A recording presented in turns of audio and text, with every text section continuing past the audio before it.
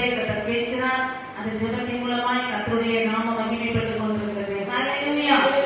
ஒவ்வொருவரும் செய்த ஜெபமானது மிகுந்த வல்லமை உள்ளது. ஆமென். ஜெபத்தினாலே எல்லாவற்றையும் சாதிக்க முடியும் சொல்றாங்க. ஆனா அந்த ஜெபம் எப்படிப்பட்டதா இருக்க வேண்டும் என்றால் ஒரு உண்மையுள்ள ஒரு ஜெபமாய் இருக்க வேண்டும், ஒரு ஆழமான ஜெபமாய் இருக்க வேண்டும். நம்முடைய ஜெப வாழ்க்கை அப்படியே வாயில சொல்ற ஒரு ஜெப வாழ்க்கை அல்ல, இருதயத்திலிருந்து வருகிற ஒரு ஜெப வாழ்க்கை தான் நம்முடைய வாழ்க்கையை கட்டி எழுப்புகிறதா இருக்கிறது. இந்த நாளிலே கூட நம்முடைய சபைக்காக தேவன் தருகிற ஒரு வாக்குத்தத்த வசனத்தை நான் உங்களுக்காக வாசிக்க கேட்டுக்கொள்கிறேன். ஏசாயா 37ஆம் அதிகாரம் 31ஆம் வசனத்தை வாசிக்கலாம். ஐசாயா 37:31, 37ஆம் அதிகாரம் 31ஆம் வசனம்.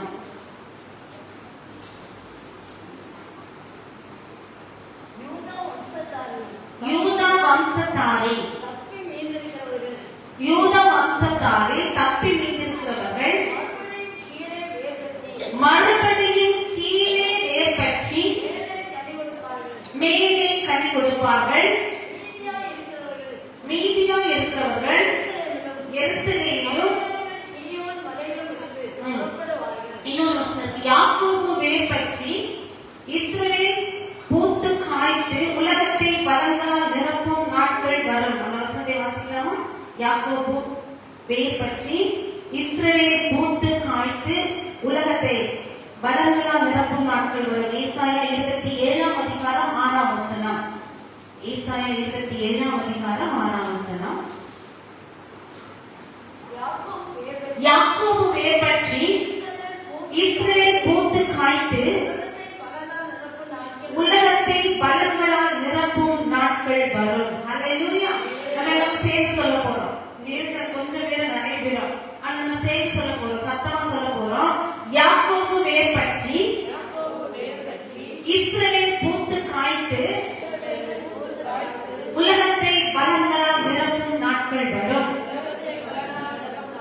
இந்த யாக்கோபு யாரு? அன்னைக்கே சொல்லப்பட்ட யாக்கோபா? இஸ்ரவேல் அன்னைக்கே சொல்லப்பட்ட இஸ்ரவேலா? நம்ம இந்த வாக்குத்தத்த வசனத்தை நம்முடைய வாழ்க்கையில் இன்றைக்கு சுதந்திரித்துக் கொள்ள போகிறோம். ஹல்லேலூயா.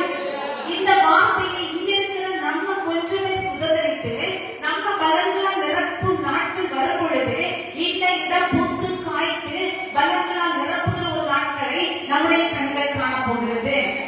இந்த நம்முடைய சபைக்கான வசனத்தை எடுக்கும்போது ஆண்டவர் இந்த வசனத்தை வந்து இந்த வருஷ தொடக்கத்திலேயே உனக்கும் உன்னை சார்ந்தவர்களுக்கும் இந்த வசனத்தை நான் கொடுக்கிறேன்னு சொன்னார்.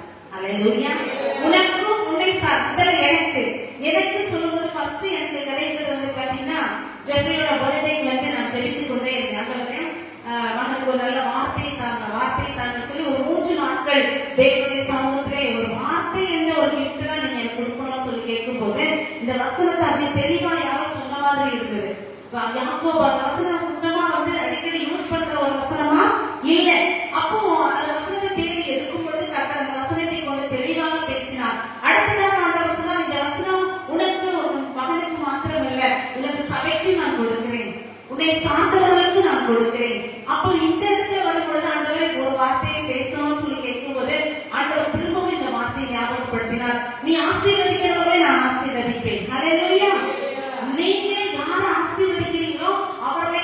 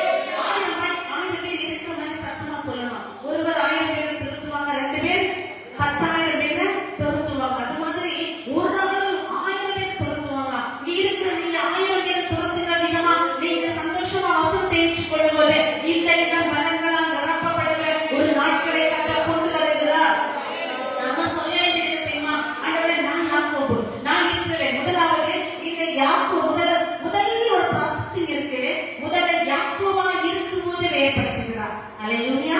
யாக்கோபா இருக்கும்போது வேர் பெற்றார். அடுத்த வார்த்தை என்ன சொல்லப்பட்டிருக்கிறது? இஸ்ரவேல். தம்பி ஆண்டி எப்படி சொல்லுவாங்க? இஸ்ரவேல் சொல்லுவாங்க. எப்படி சொல்லுவாரு? இஸ்ரவேல். நான் நிறைய வாட்டி அவர் ஸ்டைலா சொல்றாரு இஸ்ரவேல். இஸ்ரவேல் இஸ்ரவேல் என்ன செய்து பூத்து காய்த்து அடுத்து மூன்றாம் உலகத்தை உலகம் எங்கும் நம்முடைய பூக்களின் வாசனை நம்முடைய நமக்கு வேர் பற்றின அந்த கனிகளின் வாசனை உலகம் எங்கும் செல்ல போகிறது. விசுவாசிக்கிறவங்க மாத்திரம் கரங்களை உயர்த்தி சத்தத்தை உயர்த்தி ஹalleluya உற்சாகமா சொல்லுங்களா? ஹalleluya. பாருங்க, முதலாவது யாக்கோபா இருந்த இந்த யாக்கோபை கர்த்தர் எப்படி மாற்றினார் என்றால் ஆதியாகமம் 32ஆம் அதிகாரம் 28ஆம் வசனம் என்ன சொல்கிறது என்றால் ஆதியாகமம் 32ஆம் அதிகாரம் 28ஆம் வசனம் 32ஆம் அதிகாரம் 28ஆம் வசனம் என்ன சொல்கிறது? அப்பொழுது இனி உன் பெயர் யாக்கோபு எனப்படாமல் இஸ்ரவேல் எனப்படும். சொல்லுங்க சொல்லுங்க, எல்லாம் சேர்ந்து சொல்லுங்க. தேவனோடும் மனிதனோடும் போராடி மேற்கொள்ளாயே. யாக்கோபுக்கு இதுவரை போராட்டம் தான், இதுவரை பிரச்சனை தான், போராட்டமான ஒரு வாழ்க்கை அவருடைய வாழ்க்கையில் ஒரு போராட்டத்துக்கு ஒரு முடிவே இல்லாத ஒரு சூழ்நிலை. இப்பொழுது முதல்ல புரிந்து கொள்ளுங்க, யாக்கோபா இருக்கும்போது வேர் பெற்றுகிறார். இஸ்ரவேலாவை மாறும் பொழுது பூத்து காய்த்து உள்ளடத்தை பலன்களால் நிரப்புகிறார். ஹalleluya ஹalleluya. யாக்கோபா இருக்கும்போது போராட்டம் தான், யாக்கோபா இருக்கும்போது பிரச்சனை தான், யாக்கோபா இருக்கும்போது பலவிதமான இக்கட்டான சூழ்நிலை தான். ஆனால் இந்த யாக்கோபா இருக்கும்போது போராடி சோர்ந்து போகவில்லை, போராடி தோற்று போகவில்லை, வெற்றி பெற்றான். வெற்றி பெற்ற பின்பு அவனுக்கு கொடுக்கப்பட்ட பெயர் தான் இஸ்ரவேல். ஹalleluya ஹalleluya. நம்முடைய தனிப்பட்ட வாழ்க்கையிலும் நம்முடைய குடும்ப வாழ்விலும் இல்லாவிட்டால் நம்முடைய சபையிலோ இல்லாவிட்டால் நம்முடைய வேலையிலோ ஏதோ ஒரு காரியத்துல நம்ம போராடி தோல்வி அடைவதற்கு அல்ல, வெற்றி பெறுகிற பிள்ளைகளா நம்ம ஆண்டவருடைய சமூகத்தில் வெற்றியை அடைகிற பிள்ளைகளாய் கர்த்தர் நம்மை மாற்ற விரும்புகிறார். வெற்றி பெறும் பொழுது ஆண்டவர் சொல்லுகிற ஒரு வார்த்தை, இனி நீ யாக்கோபு அல்ல இஸ்ரவேல், இப்பொழுது நீ பூத்து காய்த்து உலகத்தை பலன்களால் நிரப்புகிற ஒரு நாட்களுக்குள் ஆண்டவர் நம்மை கொண்டு வர போகிறார். ஹalleluya ஹalleluya. யாக்கோபா இருக்கும்போது வேர் பெற்று ஆரம்பித்து விடணும். யாக்கோபா போராடும் பொழுது அப்படியே வேரை விட்டுறக்கூடாது. போராட்ட சூழ்நிலையில் வரும் பொழுது ஆவிக்குரிய ஜீவியத்தை விட்டுட்டோம்னா இஸ்ரவேலாய் மாற முடியாது. ஹalleluya. இஸ்ரவேலாய் மாறுவதற்கு போராட்டமான சூழ்நிலையிலும் போராட்டத்தோடு ஒரு வேர் போகுதுன்னா சாதாரணமா போகாது. ஒரு வேர் மரத்துடைய வேர் வந்து போராடி கல்லு மண்ணு உள்ள இருந்து எல்லாத்தையும் பெதறி அப்படியே அதை ரூட்டு போட ஆரம்பிக்கும். பார்த்துருக்கீங்களா? சும்மா நீங்க எவ்வளவு சில இடங்கள் கல்லு மண் இருந்தா கூட இந்த வேர் மட்டும் என்ன செய்யும்? போராடி அந்த வேர் என்ன செய்யும்? நிறைய இடங்களுக்குள்ள போகிறத நம்ம பார்க்க முடியும். நம்ம தோண்டும் போது பாத்தீங்கன்னா கல் இருக்கும், ஆனா அந்த வேர் எங்கேயும் ஒழிந்து என்ன செய்யும்? போய்கொண்டே இருக்கும். இப்ப வேரின் குணங்களை நம்ம பார்க்க போகிறோம். இந்த வேர் வந்து பாத்தீங்கன்னா முதலாவது ஒரு மரம் அழகாக வளர்ந்து கனி கொடுத்து அது பலன்களை நிரப்புகிறதா இருந்தால் அதனுடைய மறைவான பகுதி மேன்மையாக வெளியே இருக்கிறது என்றால் அதனுடைய மறைவான பகுதி மிகுந்த ஆசீர்வாதத்துக்குள் இருக்கிறது. அதனுடைய வேர் மிகவும் ஸ்ட்ராங்கா இருப்பதனாலதான் அது மேலே கனி கொடுக்க முடியும். அந்த மேலே இருக்கிற தண்டு செழிப்புள் இருக்க முடியும். அதற்கு பலன்கள் கிடைக்க முடியும். ஹalleluya. வேருக்குள்ள இருக்கிற சில குணங்களை எல்லாரும் வேர்னவங்களுக்கு நம்ம ஊர்ல வேரை பத்தி பேசினா நம்ம நிறைய சொல்லுவோம். நமக்கு இதெல்லாம் உடனே நமக்கு நிறைய தெரியும். நிறைய மெசேஜ் நம்ம கேட்டு பழக்கமானவங்க தானே, அதனால பிரச்சனை கிடையாது. ஆனாலும் உங்களுக்கு ஆண்டவர் சொல்லுற ஒரு வார்த்தையை சொல்ல விரும்புகிறேன். சங்கீதம் 44ஆம் அதிகாரம் 21ஆம் வசனத்தை வாசிக்கும் பொழுது சங்கீதம் 44 21 தேவனதை ஆராய்ந்து விசாரியாதிருப்பாரோ, இருதயத்தின் அந்தரங்கங்களை அவர் அறிந்திருக்கிறார். அடுத்தது உபதேசத்தில் எந்நேரமும் கொல்லப்படுகிறோம். இருதயத்தின் அந்தரங்களை கர்த்தர் அறிகிற தேவனாய் இருக்கிறார். ஹalleluya. தேவன்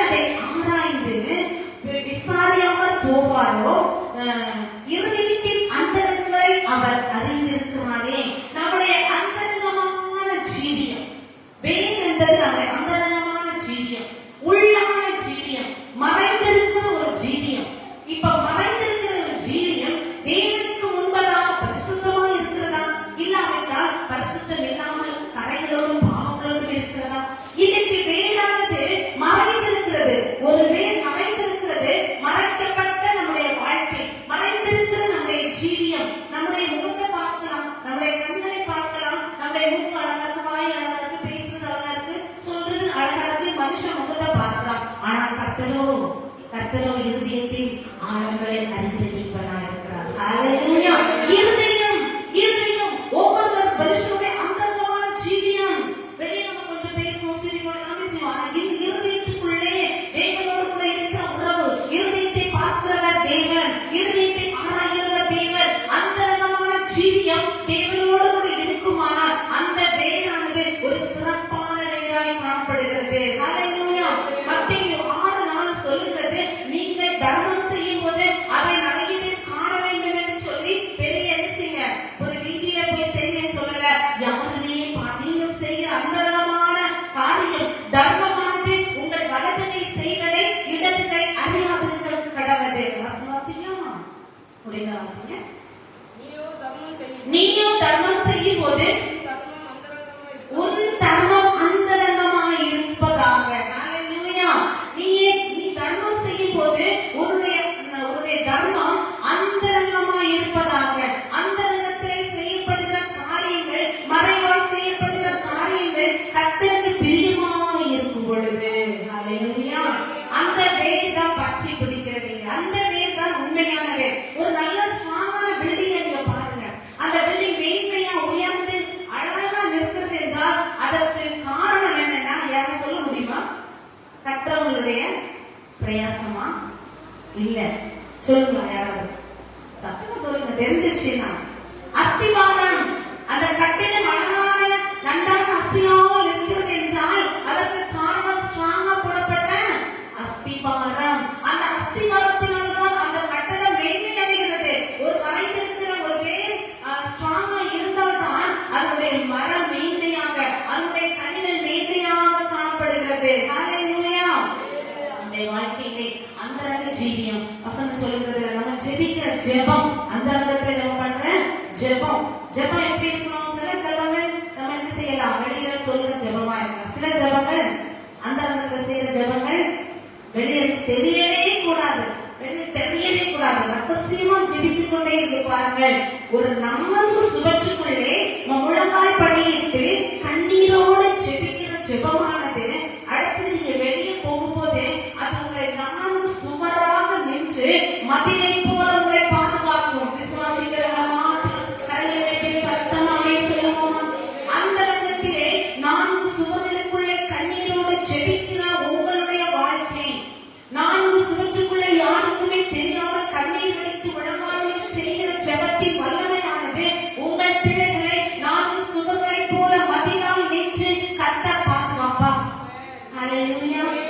ஒரு எரிந்து பிரகாசிக்கிற ஒரு விளக்கம் பாருங்க. விளக்கும் அதனுடைய வெளிச்சமும் தான் தெரியும், உள்ளே மறைந்திருக்கிற திரி தெரியாது. அந்த திரி எதோடு கூட இருக்கும் தெரியுமா? தண்ணியோடு கூட இருக்குமா?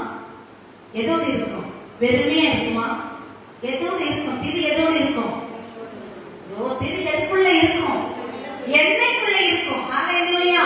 திரி எண்ணெய்க்குள்ள இருக்கும். எண்ணெய்க்குள்ளே ஊறிக்கொண்டிருக்கிற திரிதான் மேலே எரிந்து கொண்டே இருக்கும். ஹல்லேலூயா.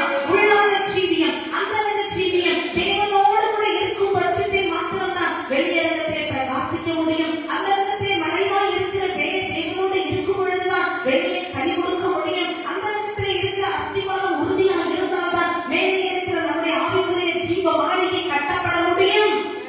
ஹல்லேலூயா. ஹல்லேலூயா. இன்னைக்கு ஒரு தீர்மானம் எடுப்போம். ஆண்டவரே, என்னுடைய வேர் பற்றி பிடிக்கட்டும்பா. என் மூலமா நிறைய கனிகள், என் மூலமா சபை நிரம்பி வழியணும். ஆண்டவரே, நான் வேற எதையும் நம்ம பார்க்காதீங்க, இதை எங்கடா சோர்ந்து போய் வேற எதையும் பார்க்காதீங்க. நம்முடைய வேர் பற்றி பிடிக்கட்டும். நம்முடைய உள்ளான ஜீவியம் ஆண்டவரோடு இணைக்கப்படட்டும். நம்முடைய தர்மங்கள் நம்ம காரியங்களை செய்யாம சில காரியங்கள் செய்வதை கூட ஆண்டவர் பிரதிபலனை தருவார். தரமாட்டாரா? நிச்சயமா தருவார். செய்யும் போது இந்த மெசேஜ் கொடுத்துச்சு. இந்த மெசேஜ் கொடுத்து முடிச்ச உடனே நான் கீழே வந்து இறங்கும் போது இந்த மெசேஜ் முதல்ல இந்த சபையில சென்னையில கொடுக்கும்போது கீழே ஆனா வசனம் எல்லாம் தெரியல எனக்கு. ஏன்னா நான் அந்த நோட்ஸ் எடுத்துட்டு வரல. அதை இங்கெல்லாம் வந்து அதெல்லாம் ப்ரிப்பேர் பண்ண முடியும் செஞ்சேன். அப்போ கீழே வந்த உடனே என் கையில ஒருத்தர் வந்து ஒரு 500 கொடுத்தாங்க. எதுக்குன்னா எனக்கு பர்த்டே அப்படின்னு சொல்லி பர்த்டே ப்ரேயர் எல்லாம் பண்ணுவோம் இல்லையா? அப்ப அந்த பர்த்டே ப்ரேயர் பண்ணும்போது அவங்க வந்து 500 ரூபாய் கொடுத்தாங்க. இவங்க 500 ரூபாய் கொடுத்துட்டு போன உடனே இன்னொருத்தங்க வந்து அதை கொடுத்த 500 ரூபாய் அவங்க பாக்குறாரு. கஷ்டப்படுற இன்னொருத்தங்க வந்து சரி சிஸ்டர் ரொம்ப சேலரி கம்மியா இருக்கு, ஒண்ணுமே பண்ண முடியல, வேலையே பண்ணல, சார்ஜ் வெறும் 5000 வச்சு என்ன பண்ண முடியும்? ஒண்ணுமே பண்ண முடியாது. இந்த ஜெபத்தை சொல்லும் போது என்னால என்ன பண்ண முடியாது? கையில இருக்கிற காசை பேகுக்குள்ள வைக்க முடியல. கொடுத்தது ஒரு கிஃப்ட், எப்பயாவது இது கிடைக்கும் ஆண்டவரே, இதை என்ன பண்றது? அதனால எனக்கு மெசேஜ் என்ன கொடுத்துருக்கோம், தரணும், செய்யணும் அப்படின்னு சொல்லியாச்சு. வேற வழி இல்ல. யாருக்குமே தெரியாம அவங்க கையில அது கையில் கொடுத்து அவங்க சொன்னாங்க, ஒரு காசுமே இல்லாம இருந்தேன், நீங்க கொடுத்தது எனக்கு இந்த தேவை, இதுக்கு 2-3 நாளுக்கு தேவைக்கு சந்திக்கப்படுது சொன்னாங்க.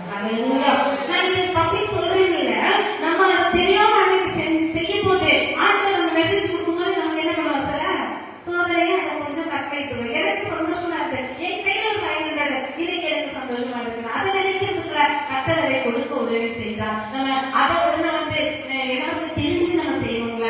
எதுவும் அவங்க செடிச்சு கையை கொடுக்கும்போது யாருக்குமே தெரியாம அவங்களுக்கு கொடுக்கணும்னா அவங்களுக்கு ஒரு சந்தோஷம். எனக்கு 2 நாள் 3 நாளுக்கு தேவைகள் சந்திக்கப்பட்டது என்று சொன்னாங்க. நாமும் சில நேரத்துல அந்த ரகத்துல நம்ம கொடுத்துட்டு எல்லாத்தையும் சொல்றதுக்கு ஒரு சாட்சியம் சொல்றதே தவிர வேணும்ல, எல்லாத்தையும் சொல்லணும்ல.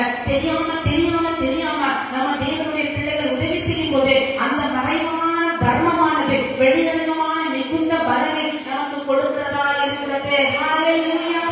சத்தமாமே சொல்லுவோமா? உற்சாகமாமே சொல்லுங்க. உற்சாகமா சொல்லுவோமே. என்ன நடக்குது? சத்தமா, இன்னும் சத்தமா. ஹalleluya. சொல்லுங்க. உண்மையிலே 10 பேர் எல்லாரும் இருப்பாங்க. அந்த 10 பேர் மட்டும் சத்தமா அவங்க சத்தமா ஆமென் சொல்றத விடுறதே கிடையாது. வேற வழியே இல்லைன்னு சத்தமா சொல்லிடுவாங்க. சொல்றதுக்கு முன்னாடியே சொல்லிடுவாங்க. நம்ம சொல்லும் போதே ஆண்டவருடைய நாமம் மகிமைப்படுகிறது. ஒவ்வொரு விஷயத்துல ஆண்டவருடைய நாமம் தான் மகிமைப்பட வேண்டும். 2 கொரிந்தியர் 4:16 என்ன சொல்லப்பட்டிருக்கிறது என்றால், இந்த அந்தரங்கத்திலே இருக்கிற காரியம் என்னவென்று நம்ம பார்க்கலாம். 2 கொரிந்தியர் 4:16 ஆனபடியினாலே நாங்கள் சோர்ந்து போவதில்லை, எங்கள் புறம்பான மனுஷனானது அழிந்தும் உள்ளான மனுஷனானது நாளுக்கு நாள் புதிதாக்கப்படுகிறது. நாளுக்கு நாள் உள்ளான மனுஷன், மறைவான மனுஷன், அந்த இடத்தில் இருக்கிற ஒரு ஜீவியம் நாளுக்கு நாள் புதிதாக்கப்பட வேண்டும். ஹalleluya.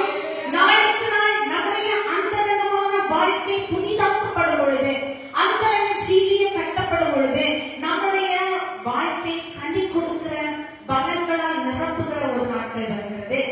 இன்னைக்கு இருக்க எத்தனை பேருக்கு தெரியல. ஆனால் விசுவாசமா காலையிலே சொல்ற ஆண்டவரே, நமது சபை பூத்து குலுங்கி உலகத்தை பலன்களால் நிரப்பும் நாட்கள் வரும். இன்னைக்கு வந்திருக்க உங்களுக்கு இந்த வசனம் மிக ஆசீர்வாதமான மிகப்பெரிய ஒரு என்ன சொல்றது, ஒரு கிலோ தங்கம் எடுத்துட்டு போனா எவ்வளவு சந்தோஷமா இருக்குமோ அதை விட மேன்மையான ஒரு ஆசீர்வாதத்தை கொடுக்க போகிறது. ஆமென் சொல்லுங்க. ஆமென். உங்களுக்கு நிச்சயமாகவே இன்றைக்கு வந்திருக்கிற பிள்ளைகள் இந்த ஆசீர்வாதத்தை சுமந்து செல்ல போகிறீர்கள். உங்களுடைய சின்ன ஒரு ஜெபமானது இந்த சபையை நிரப்பும், கனிகளால் நிரப்பும், ஆத்துமாக்களால் நிரப்பும், உங்கள் வாழ்க்கையிலே மேன்மையான ஆசீர்வாதத்தை நிச்சயமாக கொண்டு வரும். ஹalleluya. ஒரு ஆசீர்வாதம் இல்லைங்க. முதலாவது நித்திய ராஜ்யம் தான் நம்முடைய ஆசீர்வாதம். வேற எதுவுமே அதை தாண்டி எதுவுமே இல்லை. ஆனா அதுக்கு பிறகு நித்திய ராஜ்யத்துக்கு அது ஃபர்ஸ்ட் ஸ்டெப். முதல் நித்திய ராஜ்யம் தான் நம்முடைய ஆசீர்வாதமே. முதல்ல தேவனுடைய ராஜ்யம் தான் நம்முடைய ஆசீர்வாதமே. ஆனா அதுக்கு அடுத்தது ஆசீர்வாதமே இல்லாம இருக்கணும்னு வசனம் சொல்லவே இல்லை. நம்ம ஆசீர்வதிக்கப்பட்டவர்கள். ஹalleluya. நான் சுகத்தில் ஆசீர்வதிக்கப்பட்டிருக்கிறேன். என்னுடைய பலத்தில் ஆசீர்வாதமா நீங்க வைக்க போறீங்க. என்னுடைய பணத்துல ஆசீர்வாதமா நீங்க வைக்க போறீங்க. என்னுடைய பொருளாதாரத்துல ஆசீர்வாதம் வைக்க போறீங்க.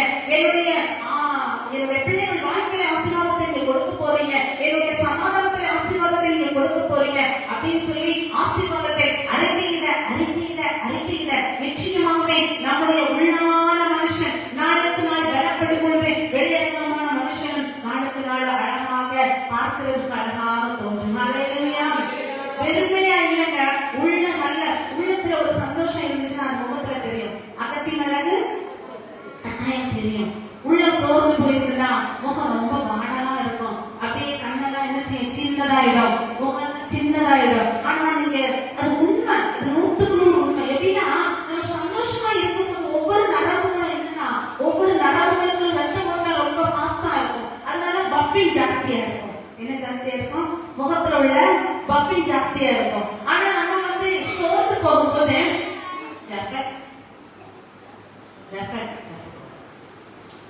நம்ம ஒவ்வொரு நாளும் உள்ள சோர்ந்து போகும் பொழுது நம்முடைய நாமளும் கூட என்ன செய்யும், ரத்த ஓட்டம் கம்மியாகும். அப்ப அந்த முகம் என்ன செய்யும், சின்னதா வாடலா இருக்கும். இப்ப உள்ளான மனுஷன் நாளுக்கு நாள் பலப்படும் பொழுது வெளியரங்கமான நம்முடைய ஜீவியம் கனி கொடுக்கிற ஒரு ஜீவியமாக ஆண்டவர் மாற்ற ஆசைப்படுகிறார். ஹalleluya.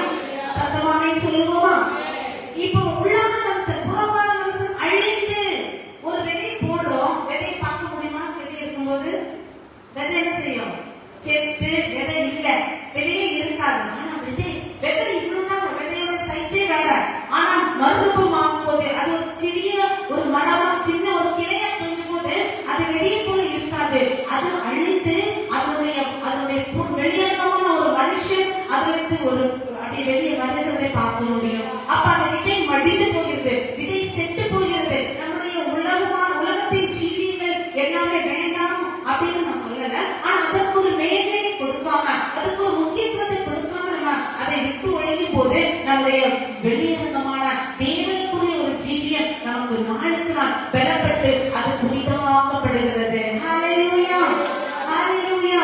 இப்ப நம்ம மறைவான வேருக்கு ஒரு நிறைய அர்த்தம் இருக்கு, நிறைய அதுல ஒவ்வொரு நாளும் அந்த வேரை குறிச்சு நான் மெசேஜ் இப்ப போயிட்டு இருக்கு. அதனால அந்த ஒவ்வொரு டாபிக்கா போயிட்டு இருக்கு. நான் இன்னைக்கு வந்து சுருக்கமா எல்லாத்தையும் இந்த இடத்துல சொல்லிட்டு போக விரும்புகிறேன். ஹalleluya. இரண்டாவதாக இந்த வேர் பாத்தீங்கன்னா எப்பவுமே வேர்கள் வந்து நமக்கு வசனம் தெரியும், தண்ணீர் அண்டையிலே நாட்டப்பட்டதும் செடி வேர் விடுகிறது, தண்ணீர் அண்டையிலே வேர் விடுகிறதுமா இருக்குது. இந்த வேர் வந்து எப்பவுமே தண்ணி எங்க இருக்கு தேடி தேடி தேடி என்ன செய்யும், அது போயிட்டே இருக்கும். அந்த வேருடைய அந்த ஸ்டைல பாத்தீங்கன்னா அது தண்ணி இருக்கிற இடத்துல நீங்க பாத்தீங்கன்னா நீங்க ஒரு விதை போடுறீங்கன்னா பக்கத்துல ஒரு குளம் அல்லது ஒரு சின்ன ஏரி தண்ணி இருக்கிற ஒரு இடம், ஒரு கிணறு இருக்குன்னா நீங்க அந்த செடி மரத்தை பிடுங்கும் போது அந்த தண்ணீருக்கு நேரா அந்த வேர் ரொம்ப ஸ்ட்ராங்கா இருக்கும். பாத்திருக்கீங்களா? தண்ணீரை தேடி தேடி போகிறது தான் வேருடைய நல்ல ஒரு குணமா இருக்கிறது. தண்ணி நமக்கு எல்லாருக்கும் தெரியும், பரிசுத்த ஆவியானவரை தேடி தேடி தேடி போகிற ஒரு உள்ளான ஜீவியம் தான் கனி கொடுக்க முடியும். ஹalleluya. நம்முடைய உள்ளான ஜீவியத்தில் நம்ம செய்ய வேண்டியது சிலது இருக்கு. அடுத்தது நம்ம ஆவியானவரோடு இணைக்கிற ஒரு இணைப்பு இருக்கிறது. நம்முடைய ஆவிக்குரிய ஜீவியமானது எப்பொழுதும் வேர் விடுகிறது. தண்ணீர் இரவும் பகலும் அவருடைய வேதத்தை தியானமாயிருக்கிற மனுஷன் பாக்கியவான். அவன் நீர்க்கால்களின் ஓரமாய் நடப்பட்டு தன் காலத்திலே தன் கனியை கண்டு விளைந்து அதிருக்கிற மரத்தை போல இருப்பான். அவன் செய்து எல்லாம் வாய்க்கும். ஹalleluya, ஹalleluya. இன்னைக்கு நம்ம பாத்தீங்கன்னா நம்முடைய ஆவிக்குரிய ஜீவியம் ஆவியானவரோடு கூட இருக்கிறதா, ஆவியிலே இருக்கிறதா, இல்லது உலகத்திலே இருக்கிறதா? அந்நிய பாஷை பேசுறோம், ஆவியில நிரம்புறோம், சும்மா கையை தட்டி ஒரு சத்தம் அப்படி ஒரு உணர்ச்சி பூர்வமா பண்றோமா, உள்ளான உணர்வை அப்படியே தேவனுக்குள்ள இழந்து பண்றோமா, அவரோடு கூட அப்படியே கனெக்ட் ஆகி பண்றோமா? நம்ம கொஞ்சம் யோசிச்சு பார்க்கணும். சத்தம் வருது, சத்தம் போடணும் அப்படிங்கிறதுக்கு இல்ல, ஆவியானவர் என்னோடு கூட இணைய வேண்டும். ஆவியானவருடைய வல்லமை என்னை காக்க வேண்டும். ஆவியானவருடைய அபிஷேகம் என்னை தொட வேண்டும். ஹalleluya. அந்த அபிஷேகத்தை ஒரு நம்ம பிள்ளைக்கு நம்ம பக்கத்துல யாராவது தொடும்போது நமக்கு உணர்வு தெரியும், தெரியுமா தெரியாதா? அந்த உணர்வு டச் பண்ணும்போது நமக்கு உணர்வு தெரியும். ஒரு உணர்வற்ற இடத்துல என்னதான் தொட்டாலும் அந்த இடத்துல உணர்வு வராது. ஒரு தெரிந்துங்கிற ஒரு ஊழியக்காரர் விசுவாச அறிக்கை பண்ணுங்க புக் எழுதுறதே அவர்தான், நல்ல விசுவாசத்தின் வீரர் என்று சொல்லலாம். 16 வயது இருக்கும் பொழுது அவர் கை கால்கள் முடக்கப்பட்டு அப்படியே ஒரு பேரலைஸ் ஆகி படுத்த படுக்கையாகி விட்டார். 16 வயது இருக்கும் பொழுது அவர் என்ன செய்தார் தெரியுமா? ஐயோ, என்னை போன்ற அநேக வாலிப பிள்ளைகள் ஓடுகிறதையும் விளையாடுகிறதையும் ஸ்கூலுக்கு போகிறதையும் பார்த்துட்டு அவர் சொல்ல ஆரம்பித்தார், நானும் ஒரு நாள் ஸ்கூலுக்கு போவேன், நானும் ஒரு நாள் இந்த பிள்ளைகள் போல ஓடுவேன், நானும் ஒரு நாள் இப்படி செய்வேன் என்று சொல்லி அறிக்கை செய்து கொண்டே இருந்தார். ஆனால் இந்த அறிக்கை மட்டும் போதாது. இந்த அறிக்கை விசுவாசமானது நம்பப்படுகிறவைகளில் உறுதியும் காணப்படாதவைகளில் நிச்சயமாக இருக்கிறது. இவர் என்ன செய்தார்னா ஆவியிலே தேவனோடு கூட இணைய ஆரம்பித்தார், அபிஷேகத்திலே தேவனோடு கூட இணைய ஆரம்பித்தார். இவர் ஒரு கிறிஸ்தவ குடும்பத்தை சேர்ந்தவர். இவருக்கு ஒரு வசனம், ஒரு கோல்டு வேர்ட்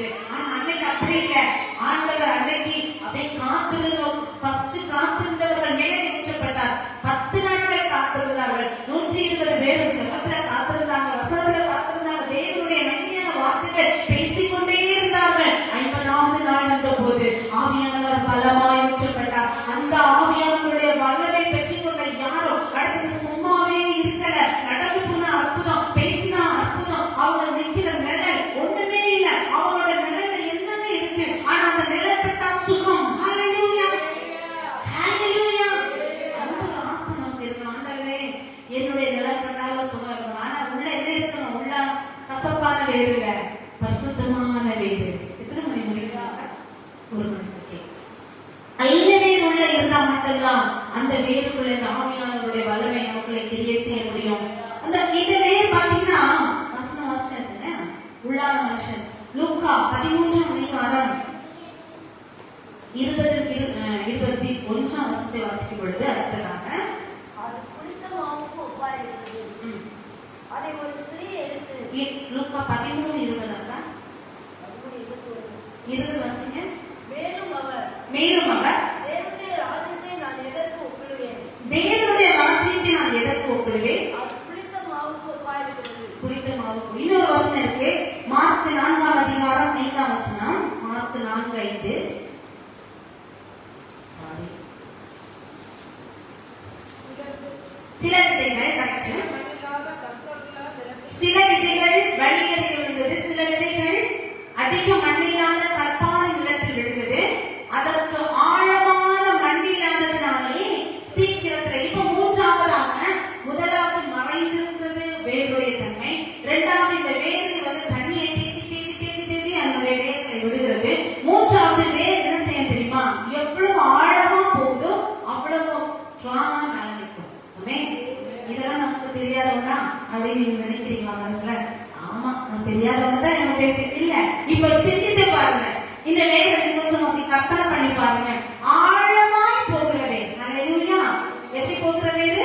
ரொம்ப ஆழமாய் போகிற. இங்கே மண்ணுக்கு ஆழம் இல்லாத, மண் ஆழமா இல்லாததுனால இந்த வேர் கருகி இந்த செடியானது, இந்த நிலத்தில் விழுந்த அந்த செடியானது அது பட்டு போய்விட்டது என்று நம்ம பார்க்கிறோம். நம்முடைய வாழ்க்கையிலே ஆழம் நமக்கு மிகவும் தேவையா இருக்கிறது. ஆண்டவர் இயேசு சீஷர்களை பார்த்து என்ன சொல்றாரு தெரியுமா? ஆழத்தை குறிச்சு யாரும் சொல்லுவாங்க. சீஷத்தை ஆழத்தை குறிச்சு சொல்லுவாங்க. ஒரு கதை, ஒரு விஷயம் நடக்கிற ஒரு சம்பவம். ஆழத்திலே ஹல்லேலூயா. ஆழத்திலே அப்பவரை ராமுழுவதும் பிரயாசப்பட்டார்கள். ராமுழுவதும் பிரயாசப்பட்ட ஆழம் வேற, இயேசு சொன்ன ஆழம் வேற. ஹல்லேலூயா. இயேசு சொன்ன ஆழத்திலே என்ன இருந்தது? வலையில் கிழியத்தக்க மீன்கள் இருந்தது. ஆமென். தூங்குறவங்க எல்லாரும் ஆமென் சொல்லுவோம். தூங்காதபடிக்கு கர்த்தருடைய பாதுகாப்பாராக. ஹல்லேலூயா. இந்த வார்த்தைகள் எல்லாம் நீங்க, நான் உண்மையை சொல்றேன், எங்க போனாலும் ஒரு சின்ன வார்த்தைனாலும் நான் அதை எடுத்து சொன்னாங்க, இந்த வார்த்தை மூலமா நான் ஆசீர்வதிங்க. நீங்க கேட்டு பாருங்க, இந்த வார்த்தை மூலமா நான் ஆசீர்வதிங்க, இந்த வார்த்தை மூலமா என் வாழ்க்கையை வேறுபடட்டும், இன்னும் என் வாழ்க்கை எவ்வளவு நம்ம எல்லாம் வேறுபட்டு நம்ம தலைத்து கனிகளால் நிரப்பி பலங்கள் அப்படியே நிரம்பி அப்படியே இருந்தது போல இனிதான் நிறைய ஆசீர்வாதம் வரப்போகிறது. விசுவாசிப்போம். ஹல்லேலூயா. இதுவரை இல்லாதது இனி வரப்போகிறது. இதுவரை இருந்தது இருக்கட்டும், இதுவரை இல்லாத ஒன்றை இனி வரட்டும். ஹல்லேலூயா. அதுதான் இன்னைக்கு நமக்கு தேவன் கொடுக்கிற இந்த ஆசீர்வாதம். இன்னைக்கு இந்த வசனத்தை சுமந்து சொல்றேன், நிச்சயமா சொல்றேன், 100% சொல்றேன். நீ எந்த காலையில ஆண்டவருடைய இந்த வசனத்தை நீங்க ஜெபிக்கிறீங்களோ அது நடக்கும். ஹல்லேலூயா. கர்த்தருடைய வார்த்தை வல்லமையானது. கர்த்தருடைய வார்த்தை, கர்த்தருடைய சத்தம் தான் கர்த்தருடைய வார்த்தை. கர்த்தருடைய சத்தம் தான் கர்த்தருடைய வார்த்தை. இந்த வார்த்தை கர்த்தருடைய சத்தம் ஆதிஸ் மனதத்தை எதிர பண்ணும். கர்த்தருடைய வார்த்தை தான் அவருடைய சத்தமா இருக்கிறது. அவர் பேசின வார்த்தைகள் தான் கர்த்தருடைய சத்தமா இருக்கிறது. ஹல்லேலூயா. ஆதியிலே தேவன் என்ன செய்த? வார்த்தை பூமி உண்டாக்கினார் அப்படின்னா அப்படியே உண்டாக்குற வார்த்தை உண்டாக கடவுள் என்றால் அந்த வார்த்தை அவருடைய சத்தமாக, அந்த வார்த்தை சத்தமாக சொல்லப்பட்ட பொழுது இவருக்கு என்ன தெரியும்? நம்ம கேட்க வார்த்தை தான். நமக்கு என்ன தெரியும்? நம்ம மீன் பிடிக்கிறதே ரொம்ப கில்லாடிங்க. அவருக்கு இதெல்லாம் ரொம்ப தெரியுமா என்ன? ஆனா அவர் உலகத்தை படைத்த மகாதேவன். ஹல்லேலூயா. சர்வ வல்லமை உள்ளவர். அவருக்கு எல்லாமே தெரியும். ஏப்பா உனக்கு தெரியுமா? மீன்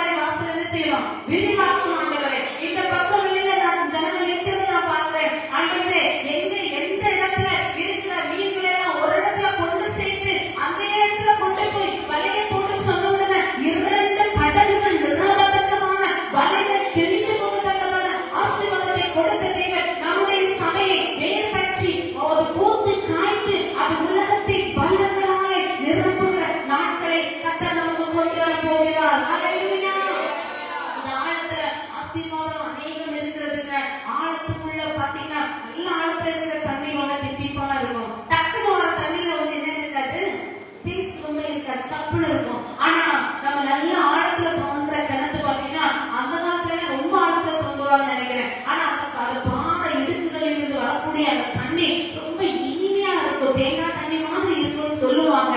நானும் சின்ன பிள்ளைல குடிச்சிருக்காங்க. இப்ப என்ன தப்பு அப்படி கிடையாது. இப்ப 20 ரூபா வாங்குற பாட்டு தான் இயற்கை அல்ல, செயற்கை முட்டப்பட்ட அந்த டேஸ்ட் தான் நமக்கு இருக்கு.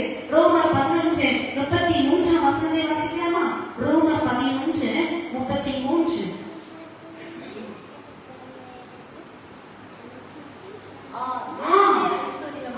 சொல்லுங்க தம்பி, எங்க சபையில அந்த வசனத்தை வாசிக்க சொன்ன எல்லாரும் சொல்லி கொஞ்சம் நின்னாங்க அப்படின்னு அந்த வாயால என்ன செய்யற மூடாதீங்க. ஏன்னா ஆண்டவருடைய ஆச்சரியம் உன்னை பார்த்து என்ன செய்யணும்? ஐயோ ஆச்சரியமா உன்னை பார்த்துட்டீங்க, என்ன செய்வீங்க? நம்ம எடுத்துக்கணும். ரகசியமா சொல்லுங்க, அதுதாங்க எல்லா வேதத்துல இருக்கு, நம்ம செய்யற அத்தனை வேதத்துல இருக்கு.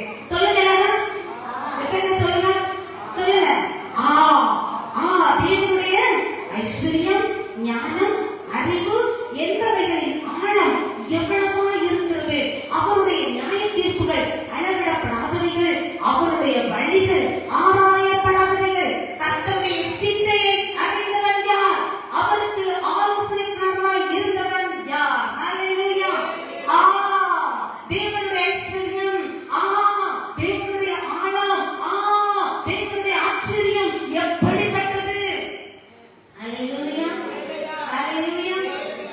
சென்னையில ஒரு தம்பி இருக்காங்க, அவன் அடிக்கடி போன் பண்ணி சொல்லுவான், அக்கா நீ தேவனை துதிச்சுட்டே இரு, அவளே படாத, உனக்கு வர வேண்டியதுதான் வந்துட்டே அவன் எனக்கு ஆலோசனை சொல்லுவாரு அடிக்கடி. அது உண்மைதான். தேவனுடைய மகத்துவத்தை சொல்லி சொல்லி சொல்லி நினைத்து நினைத்து நினைத்து அவருடைய ஆழம், அவருடைய ஞானம், அவருடைய அறிவு. சில நேரத்தில் நம்முடைய பலவீனம் சில இருக்கும், சில பலவீனமான காரியம் இருக்கும். ஆனா கர்த்தருக்கு பயப்படுற பயம் நமக்கு நிறைய இருக்கும், இல்லைன்னு சொல்ல முடியாது இல்லையா? சில பலவீனமான நம்ம பலவீனமான மனப்பாட்டாங்க, நம்முடைய மாம்சம் பலவீனமான இருக்காரு. சில நேரத்தில் சில ஆவிக்குரிய ஜீவிதத்துல பலவீனம் இருந்தாலும் ஒரு உண்மை இருக்கிறது, நம்ம தேவனை துதிக்க துதிக்க துதிக்க துதிக்கனா ஸ்தோத்திரம் ஸ்தோத்திரம். சிலர் இப்ப என்னன்னா, இப்ப நிறைய பேர் பாத்தீங்கன்னா அந்த 1000 ஸ்தோத்திரங்கள் டிவியில வந்து அங்கே எங்க சர்ச்சில் வந்து பாத்தீங்கன்னா சில நேரத்துல எங்க சர்ச்சுன்னு சொல்றது இதுதான் எனக்கு வருது. ஆனா சென்னையில எங்க சர்ச்சு அங்க பாத்தீங்கன்னா அன்பின் தேவனே உமக்கு ஸ்தோத்திரம், ஆவியானவரே உமக்கு ஸ்தோத்திரம், இல்ல அந்த ஆளுங்க அவருடைய அற்புதங்களை நினைத்து நினைத்து அவரை ஸ்தோத்திரம் பண்ணுவோம். ஹல்லேலூயா. வானத்தின் பூமி இவ்வளவு அழகாய் சிருஷ்டி என்ன பண்ணாரு? அவர் பூமியை ஒரு ஆரஞ்சு பழம் பறித்து வராரு. கொஞ்சம் கற்பனை பண்ணுங்களா, பூமி எப்படி திட்டு வராரு? ஒரு ஆரஞ்சு பழத்தை கையில வைத்திருந்தா எப்படி நமக்கு ஒரு ஆரஞ்சு பழம் எப்படி நம்ம கையில வச்சிருந்தா ஈஸியா இருக்குமோ, அதே போல சர்வ வல்லவர் பூமி கரங்களை தூக்கிட்டு வந்து அழகா பார்த்துச்சு. இந்த பூமி ஒரு ஒளிக்கின்மையா இருக்கிறது, இந்த பூமி ஒரு வெறுமையா இருக்கிறது, இந்த பூமி ஆழத்தின் மேல இருள் இருக்கிறது, ஆழம் இருக்கு, ஆழத்தின் மேல இருள் இருக்கிறது. இப்ப நான் உங்களுக்கு சொல்ல போறேன், இந்த ஆழம் வந்து சாதாரணமான ஆழம் அல்ல. இருள் நிறைந்த சில ஆழங்களுக்குள்ளே போய் நம்ம சில ஐஸ்வர்யங்களையும் சில ஞானங்களையும் எடுத்து வர வேண்டுமானால் நமக்கு தேவனுடைய அறிவு ஞானம் என்கிற ஆழம் தேவையா இருக்கிறது.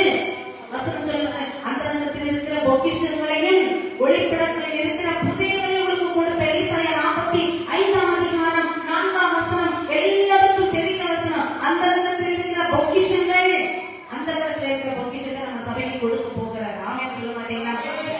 அந்த பொக்கிஷம் கிடைக்கும் போது நமக்கு சேர்த்துதாங்க, எல்லா ஆசீர்வாதம் நமக்கு சேர்த்துதான். இங்க கொண்டு வந்த ஆண்டவர் புதையலை போடும்போது அந்த புதையலை வெளியே இருக்கிறவங்க எடுத்துட்டு போக மாட்டாங்க, சபைக்குள்ளே இருக்கிறவர்கள் தான் ஆசீர்வாதத்தை எடுத்துக்கொண்டு போக முடியும்.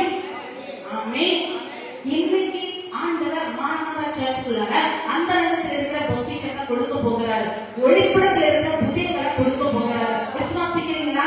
யாக்கோபின் சிறு பூச்சியே, இஸ்ரவேலின் சிறு கூட்டமே, பயப்படாதே. ஹல்லேலூயா. நம்ம சிறு கூட்டமா இருக்கலாம், ஆனா கர்த்தர் நம்மை கொண்டு செய்ய காரியம் மிக பயங்கரமா இருக்க போகிறது. விசுவாசிக்க மாத்திரமே சொல்லுவோமா? என்னடா இப்படி சொல்லி சொல்லி எத்தனை தடவை சொல்லியாச்சு அப்படின்னு நினைக்கிறீங்களா? அதெல்லாம் விட்டுருங்க, எல்லாம் விட்டுருங்க. இன்னைக்கு புதுசா சிந்திப்போம். ஹல்லேலூயா. இன்னைக்கு புதுசா சிந்தனை கொள்ளுவோம். இன்னைக்கு புதுசா நம்முடைய நினைவுகள் மாறட்டும்.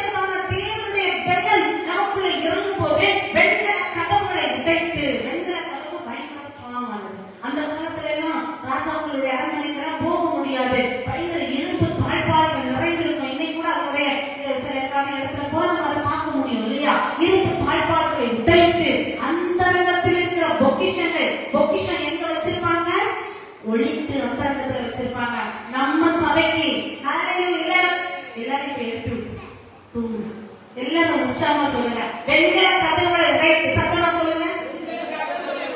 இரும்பு தாழ்பாள்களை முறித்து அந்தரங்கத்தில் இருக்கிற புதியங்களையும் ஒளிப்புறத்தில் இருக்கிற பொக்கிஷங்களையும் நமக்கு கொடுக்க போகிறார். ஹல்லேலூயா.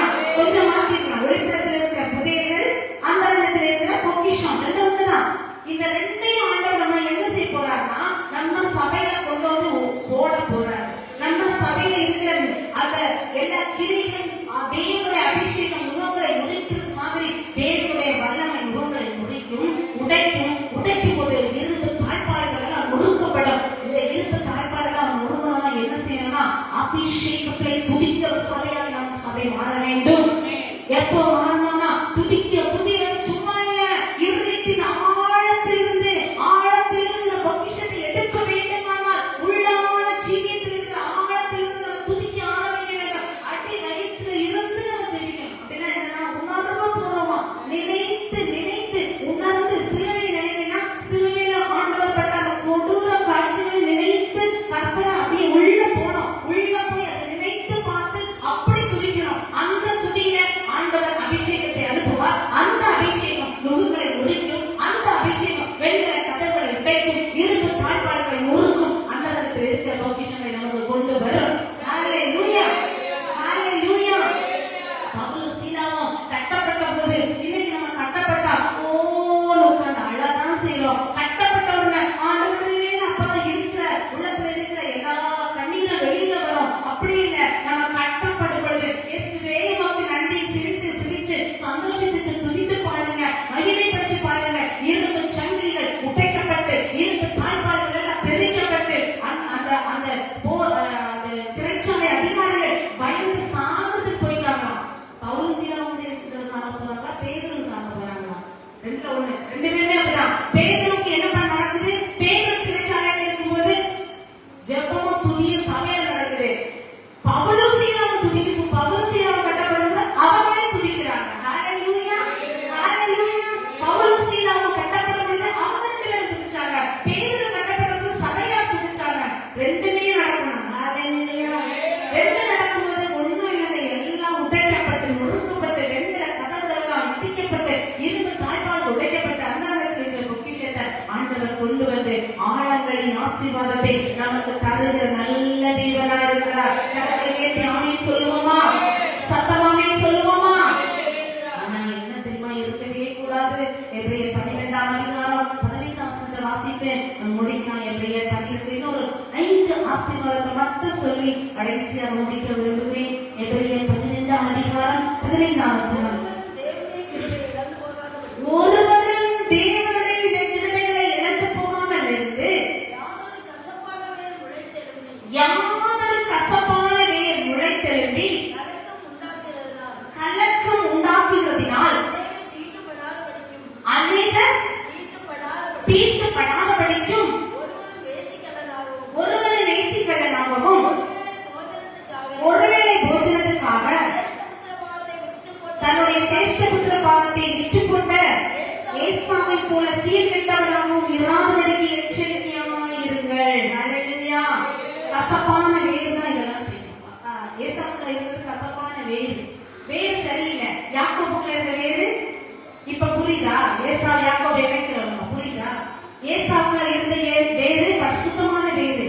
அதனாலதான் யாக்கோபு வேர் பெற்று இஸ்ரவேல் பூத்து காய்த்து பலன்களை நிரப்பும். ஆனா ஏசாவுல இருந்த வேறு சத்தமா சொல்லுவோம், கசப்பான வேறு. சொல்லுங்க, கசப்பான வேறு. ரெண்டு பேரும் ஒரே வயசுலதான் பிறக்கிறாங்க. ஆனா அவனுக்குள்ள கசப்பான வேறு, இவனுக்குள்ள மதுரமான வேறு. ஹல்லேலூயா.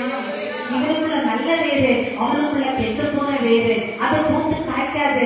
அது காய்ச்சோட பாத்தீங்கன்னா மொக்க போட்டு அந்த எல்லாமே கீழே விழுந்து ஒண்ணுமே இல்லாம நாளைக்கு இது கொஞ்சம் பூ வரும், நாளைக்கு கொஞ்சம் காய் வரும். பாத்தீங்கன்னா அது வந்தது மாதிரி நடிக்கும், ஆனா ஒண்ணுமே இருக்காது. ஹல்லேலூயா. வீட்டுக்கு பின்னால போறோம்க்கா, அந்த விதைகள் எல்லாம் போட்டோம்னா அது வளர்ந்தாக்கா அந்த சுகர் மேல ஏறிடுச்சு. நானும் தண்ணி ஊற்றி அடிக்கடி மேல பாக்குறேன். அது என்ன ஆகுதுன்னா பூத்த மாதிரி பூத்து ஒரு காய் கூட இல்ல. பூத்தாவே எனக்கு சந்தோஷமா இருக்கு. நான் 2 நாள் வச்சு சின்ன காய் பார்த்தா காய் இல்ல. அந்த வேர் போறதுக்கு ஏதாவது லப்பா போட்டு சின்ன தொட்டியில வச்சா என்னதான் ஆகும்? அதுக்கு வேர் போட முடியாது. தண்ணி சத்தான உணவுல போட முடியாது. சோ இங்க ஏசாவுடைய வேர் எப்படிப்பட்ட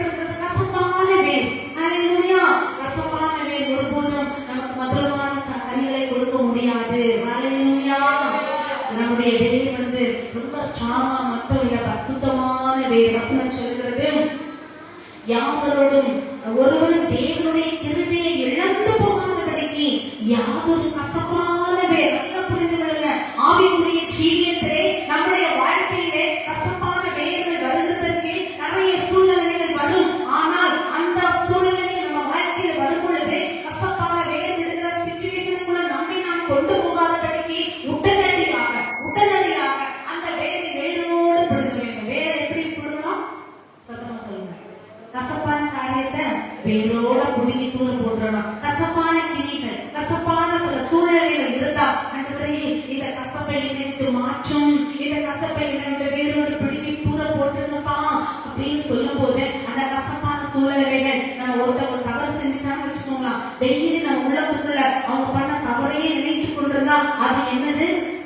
கசப்பான வேறு. கசப்பான வேறு. அந்த வேறு அப்படி இந்த தப்பு எனக்கு நேரம் இதை செஞ்சுட்டாங்க, எனக்கு நேரம் இந்த காரியம் நடந்துச்சு, என்னால இதை மறக்க முடியும்னு சொல்லும்போது ஆண்டவர் சமூகத்துல போயிருந்து யாக்கோபை போல போராடினாதான் அந்த வேரை கட்ட தூக்கி எறிய முடியும். நல்ல வேர் கொடுக்க முடியும். ஹல்லேலூயா, ஹல்லேலூயா. ஏசாவுடைய வேர் கசப்பா இருந்தது. அவருடைய காரியங்கள் எல்லாம் கசப்பா இருந்தது. அவன் சீர்திட்டமா இருந்தாங்க. வசனம் சொல்லுது. வசனம் சொல்றதுதான் நம்ம எடுக்க முடியும். வசனம் சொல்லாததெல்லாம் நல்லது பேசுறேன் முடியாது. ஏசா ஒருவேளை யாக்கோபை ஏற்றுக்கொண்டிருக்கலாம், முத்தமிட்டிருக்கலாம், அழுதிருக்கலாம். ஆனா அவனுடைய இயற்கை குணம் கசப்பானவே தான். சீர்கெட்டவன் தான். சிரேஷ்ட புத்திர பாதத்துக்கு அவன் மரியாதை கொடுக்கலையே. அவனுடைய வேலையை அப்ப நம்ம புரிந்து கொள்ளணும்.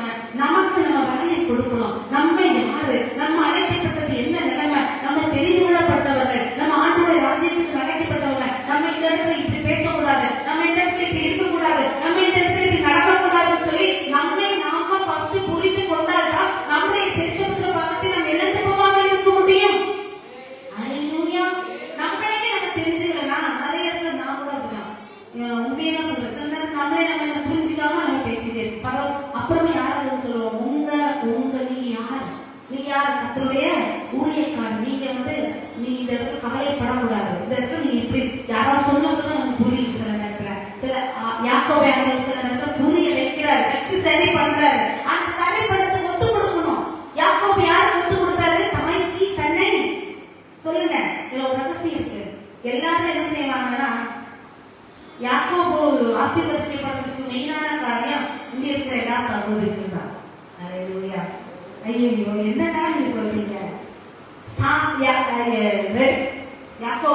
ஈசாவுடைய மனைவி பேர் என்ன? ரெபெக்காள். ரெபெக்காளுடைய அத்தனை வார்த்தைகளை கேட்டனால்தான் யாக்கோபு ஆசீர்வதிக்கப்பட்டாங்க. அப்ப ரெபெக்காள் ஒரு தாயானவள் தீர்க்கதரிசியா இருந்தால் யாக்கோபுக்கு. ஹல்லேலூயா. உங்கள் பிள்ளைகளுக்கு தீர்க்கதரிசி நீங்க தான். ஹல்லேலூயா. உங்க பிள்ளைகளுக்கு ஜெப வீராங்கனை நீங்க தான்.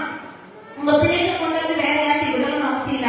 தகப்பனாகி பிதாவின் ஆசீர்வாதத்தை பெற்றுக் கொடுக்கக்கூடிய ஒரே தீர்க்கதரிசி ரெபெக்காள் என்ற தாய். ஹல்லேலூயா.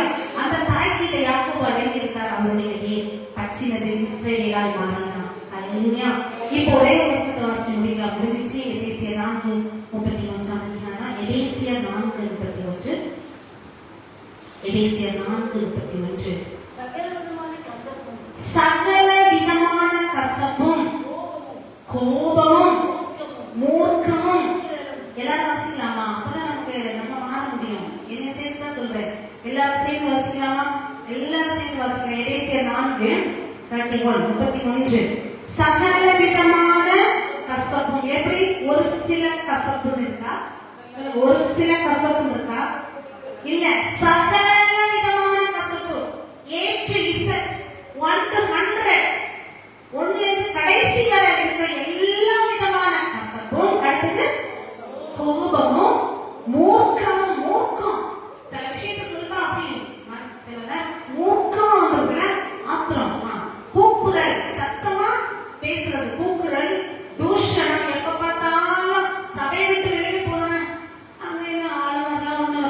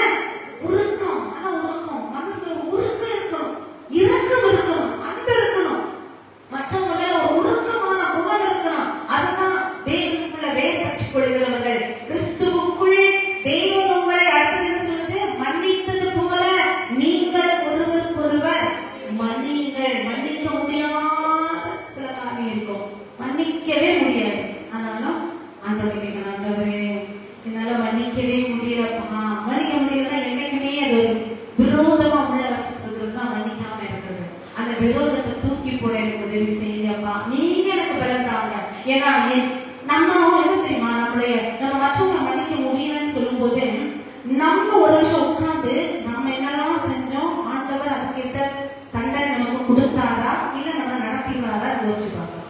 ஆமென் ஆமென் ஹல்லேலூயா. நம்ம பேசினது, நம்ம சொன்னது, நம்ம மற்றவங்களை புற கூறினது, நம்ம நடந்த எல்லாத்தையும் ஒரு நிமிஷம் சற்று சிந்தித்து பார்த்து நம்ம யோசிக்க, ஆண்டவரே என் பாவங்களை எல்லாம் எனக்கு மன்னித்தீங்களப்பா, நானும் எல்லா பாவத்தையும் மன்னிக்க என்ன செய்ய. மன்னிக்கிறதுங்கிறது ஒரு பெரிய ப்ராசஸ். ஹல்லேலூயா. மன்னிக்கிறதுங்கிறது ஒரு பெரிய சப்ஜெக்ட். மன்னிக்கவே செய்ய முடியாது. நல்ல பேசுற ஒரு ஊழியக்காரர் ஜாய்ஸ் மேயருடைய வாழ்க்கையில மன்னிக்க முடியாத சம்பவங்கள், மன்னிக்கவே முடியாது, சட்டத்தின்படி மன்னிக்க முடியாத காரியம் வாழ்க்கையில் இருந்தது. ஹல்லேலூயா. ஆனா அவங்க மன்னிச்சாங்க. ஆண்டவர் மன்னித்தது போல தண்டனை கொடுக்கிறது கர்த்தர் கொடுக்கட்டும், ஆனா மன்னிக்கிறது நம்மளே இல்லை. ஹல்லேலூயா. அவர் கொடுத்துதான் அவர் தாவீது பாவம் செஞ்ச போது தண்டனை கொடுக்காம இருந்தாரா? மன்னிச்சாரு. தண்டனை கொடுத்துதான் மன்னிச்சாரு. நான் எப்பவுமே சமையல் சொல்லுவேன், யாரும் நினைச்சாருங்க தப்பு பண்ணிட்டு உப்ப சாப்பிட்டுட்டா தண்ணி குடிச்சே ஆகணும், குடிக்காம செத்து போயிடும். தண்டனை கிடைக்கிறதா ஆக்கினை தீர்ப்பு தான். ஹல்லேலூயா ஹல்லேலூயா. நல்ல உப்பு தின்னுட்டா தண்ணி குடிக்கணும்னா என்ன நடக்கும்? மரணம் தான் நடக்கும். உப்பு பறிச்சு தொண்டையெல்லாம் என்ன ஆகும்? சாவுதான். ஆனா தண்ணியை குடிச்சுட்டா பிழைச்சோம். அதே போல தண்டனை கிடைச்சிட்டா பிழைச்சோம். ஆமென் ஆமென். தப்பு பண்ணனா தண்டனை கத்த கொடுத்தே ஆவாரு, மன்னிப்பாரு. எக்ஸாம் பேப்பர் எழுதினா கரெக்ஷன் பண்ணி தான் ஆகணும். பேப்பர் சோதனை வந்துச்சுன்னா ஜெயிச்சு ஆகணும். தப்பு பண்ண தண்டனை தானா. அதுக்கெல்லாம் ஆண்டவர் இறங்கி வந்து அப்படியே நின்னெல்லாம் தண்டனை கொடுக்க மாட்டாங்க. ஏற்கனவே ப்ராசஸிங்க வச்ச ஒண்ணுதான், நீ இதை செஞ்சா இதுதான் கிடைக்கும். அது ஆட்டோமேட்டிக்கா நடக்கும். சில இந்த இதுல பாத்தீங்கன்னா, மொபைல பாத்தீங்கன்னா என்ன வருது தெரியுமா, இந்த டிராமா எல்லாம் வருது. என்ன வருதுன்னா டிராமா, நீங்க ஃபர்ஸ்ட் ₹1 பே பண்ணுங்க, ஆட்டோ பே பண்ணுங்க. அது வந்து என்னன்னா நல்ல சின்ன குட்டி டிராமா. இதுல ஒருத்தர் என்ன பண்ணாங்கன்னா, என்ன ஐயோ சிஸ்டர், நான் இந்த டிராமா ஆசைப்பட்டு டவுன்லோட் பண்ணி ₹1 பே பண்ணிட்டேன், அடுத்த மாசம் வந்து ₹300 தானா போயிடுச்சு. இவங்க என்ன பண்ணிருக்காங்க, ஆட்டோ பேமெண்ட் கொடுத்துருக்காங்க. என்ன பேமெண்ட்? ஆட்டோமேட்டிக்கா பேமெண்ட் பண்றத. அவன் திருடன் ₹1 கொடு, ஃபர்ஸ்ட் ₹1 கொடுத்து என்ன பண்ணு, நீ உள்ள பாரு, ஒரு 3 நாள் ட்ரை பண்ணி பாரு, நல்லா இருந்துச்சுன்னா ஆட்டோமேட்டிக்கா. இவங்க நினைச்சாங்க அடுத்தது அது எடுக்காது போல, நம்ம தான் அனுப்பணும். ₹1 பே பண்ணி அந்த டிராமாவை டவுன்லோட் பண்ணாங்க. அடுத்தது இவங்க போட்டா அவங்க ₹500 ₹300 காணும். பார்த்தா ₹300 காணும். ஐயோ நான் தெரியாம ஆட்டோ பேமெண்ட் கொடுத்துருக்கேன். அந்த ஆட்டோமேட்டிக்கா என் காசை என்ன செஞ்சுச்சு, எடுத்துருச்சு. ஆட்டோமேட்டிக்கா நம்ம பேமெண்ட் பண்ணினா அது காசை எடுத்துரும். அதனால நம்ம வாழ்க்கையில ஆட்டோமேட்டிக்கா ஒரு தப்பு பண்ணா ஆட்டோமேட்டிக்கா நமக்கு தண்டனை உண்டு. அதை நம்ம புரிந்து கொள்ள வேண்டும். ஹல்லேலூயா. கசப்பான வேரையெல்லாம் நம்ம எடுத்துட்டு நம்மளுடைய வாழ்க்கையிலே யாக்கோபு வேர் பற்றி இஸ்ரவேல் பூத்து காய்த்து பலர்களால் நிரப்பும் நாட்கள் வருகிறது. ஓசியா இந்த வசனத்தை நம்முடைய சபைக்கு ஆசீர்வாதமான வாக்குத்தத்த வசனமாய் சொல்லி முடிக்கிறேன். ஓசியா 14ஆம் அதிகாரம் 5 நீளமான வசனம் என்ன சொல்லுகிறது என்றால், ஓசியா நல்ல செய்தி வாசிக்குமா, இங்க வாசிக்கிற எல்லாரும் ஆசீர்வதிக்கப்பட போறீங்க. நான் இஸ்ரவேலுக்கு பனியை போல இருப்பேன், அவன் லீலி புஷ்பத்தை போல வளருவான், லீபனோனை போல வேரூன்றி நிற்பான், அவன் கிளைகள் ஓங்கி படரும், அவருடைய அலங்காரம் ஒலிவு மரத்தினுடைய அலங்காரத்தை போலவும், அவருடைய வாசனை லீபனோனுடைய வாசனை போலவும் இருக்கும். ஹல்லேலூயா. இந்த வசனத்தின்படி கர்த்தர் நம்முடைய சபையை ஆசீர்வதிப்பார். இஸ்ரவேலுக்கு பனியை போல கர்த்தர் நம்முடைய சபைக்கு பனியை போல இருப்பார். நம்முடைய வேர் பற்றி பிடித்து உறுதியாக இருக்கும் பொழுது நமக்கு அவர் பனியை போல இருப்பார். லீலி புஷ்பத்தை போல மலர செய்வார். லீபனோனை போல வேரூன்றி நம்ம நிற்போம். நம்முடைய கிளைகள், நம்முடைய சபையின் கிளைகள் ஓங்கி படரும். நம்முடைய சபையின் அலங்காரம் ஒலிவ மரத்தின் அலங்காரத்தை போல இருக்கும். நம்முடைய சபையின் வாசனை லீபனோனுடைய வாசனை போல இருக்கும். இந்த சபையின் நிலையிலே குடியிருக்கும்படியான அநேகரை கர்த்தர் திருப்பி கொண்டு வருவார். ஹல்லேலூயா. கண்களை மூடி நாம் ஜெபிக்கலாமா? ஹல்லேலூயா. தகப்பனே, இந்த காலை வேளையிலே, இந்த மத்தியான வேளையிலே எங்களோடு கூட பேசின வார்த்தைக்காக நன்றி அப்பா. அப்பா. பரிசுத்த ஆவியானவர் எங்களை ஆளுகை செய்வதற்காக நன்றி அப்பா. ஆண்டவரே, எங்களுடைய வேர்கள் பற்றி, யாக்கோபு வேர் பற்றி இஸ்ரவேல் பூத்து காய்த்து உலகத்தை பலங்களால் நிரப்பும் நாட்கள் வரவேற்ற வார்த்தைகளை இந்த வார்த்தையை ஒவ்வொருவரும் சுமந்து கொண்டு செல்ல கற்பிப்பார்கள். ஆசீர்வதி பலப்படுத்த பெரிய காரியத்தை செய்யும். இயேசுவின் நாமத்தில் ஜெபிக்கிற நல்ல பிதாவே, ஆமென். சேர்ந்து சொல்லுவோம். என் ஆத்துமாவே கர்த்தரை ஸ்தோத்திரி, என் முழு உள்ளமே அவருடைய பரிசுத்த